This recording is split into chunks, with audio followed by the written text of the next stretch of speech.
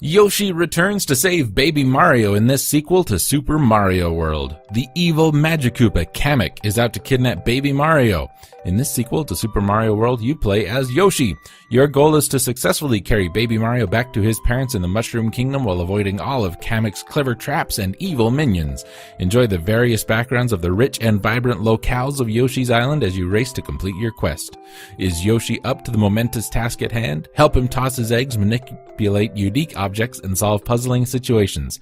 When in doubt, don't be afraid to try everything. And this is Super Mario World 2 Yoshi's Island from Nintendo, released in 1995. And, I didn't really want to do this game this early, but since we're done with the book, most of the order we're approaching these in has been developed with a random number generator. So here we are. And one of the later games in the Super Nintendo's life.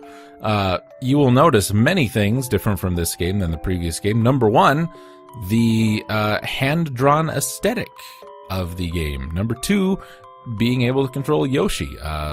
Kind of going away with pre-rendered graphics. Miyamoto didn't really like those. So Donkey Kong Country, probably not his favorite game. But you know what? I don't like them either.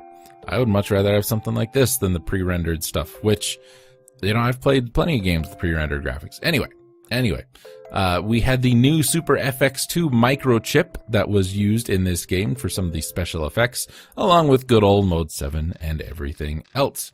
The reception. Metacritic gave it a 91 out of 100. Edge gave it 9 out of 10. Eurogamer gave the Game Boy Advance version 9 out of 10. GameFan gave this a 100, 99, and 100. Next Generation gave it 5 stars, and Nintendo Life gave it 10 out of 10. It received instant and universal acclaim. At the time of its 1995 release, Matt Taylor of Die Hard Game Fan thought Yoshi's Island could possibly be the best platform game of all time. Nintendo Power also said it was one of the biggest, most beautiful games ever made. Next Generation was impressed by its size and playability. Die Hard Game Fan's 3 reviewers gave it a near-perfect score. Nicholas Dean DeBar said it was one of the handful of truly perfect games ever produced, and lamented the magazine had given Donkey Kong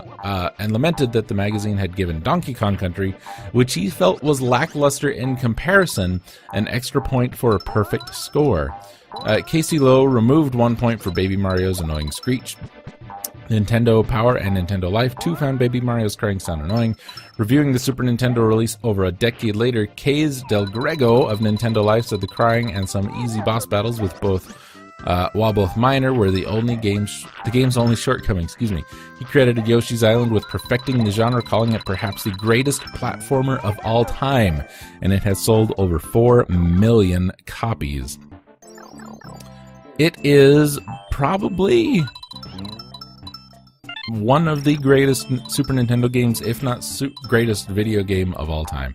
I'm going to tell you, I don't particularly love this one myself. And it's not that I think it's bad. It is definitely worth 9 out of 10, 10 out of 10. I would just rather play something else. I do, however, really appreciate that this game allowed us to have Yoshi's Story, because I think Yoshi's Story is a phenomenal game, and it really helped solidify Yoshi as a character, not just, someone Mario would kick off into a pit.